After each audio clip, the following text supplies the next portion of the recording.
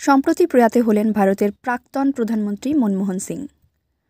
মৃত্যুকালে তার বয়স হয়েছিল ৯২ বছর। মনমোহন সিং সম্পর্কে কয়েকটি গুরুত্বপূর্ণ তথ্য জেনে নিই। 1932-এর 26 সেপ্টেম্বর তিনি তৎকালীন ব্রিটিশ ভারতের পাঞ্জাবে জন্মগ্রহণ করেন।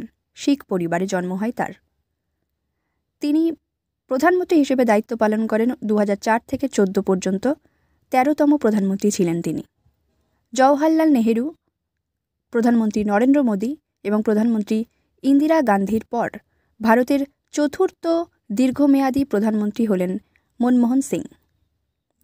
প্রধানমন্ত্রী ছাড়াও তিনি বেশ কয়েকটি দায়িত্ব পালন করেছেন। 1972-এ তিনি প্রধান আর্থিক উপদেষ্টার দায়িত্ব পালন করেন।